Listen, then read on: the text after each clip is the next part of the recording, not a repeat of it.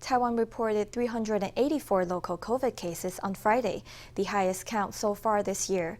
Of the 384, New Taipei reported 146, followed by Kaohsiung and Taipei with about 50 cases each.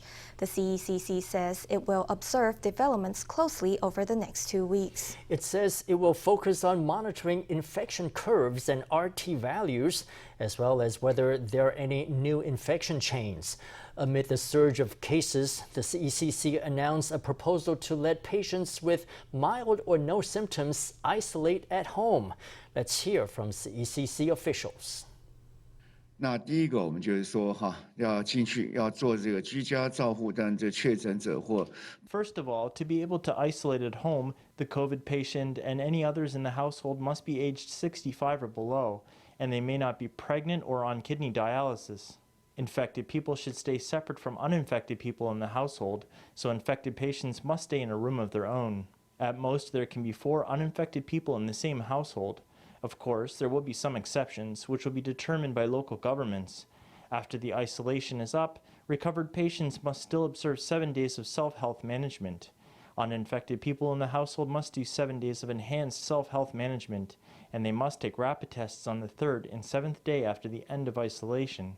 Local governments will set up care centers to follow up on patients and care for their needs. 居家照护的这个解隔条件确诊者第一个他还是要符合 So the criteria for ending isolation is, first of all, the patient's symptoms should be clearing and any fevers must have ended at least 1 day before.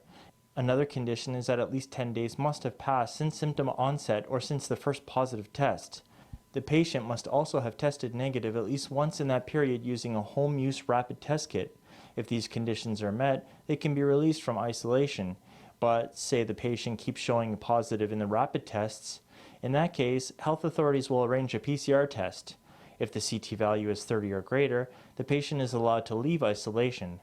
Meanwhile, uninfected family members of patients isolating at home must be kept isolating until 10 days have passed since the most recent COVID diagnosis.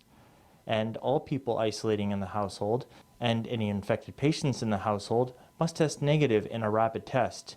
Once the time is up and everyone tests negative, uninfected family members can leave isolation. The new home isolation rules could be finalized as early as next week.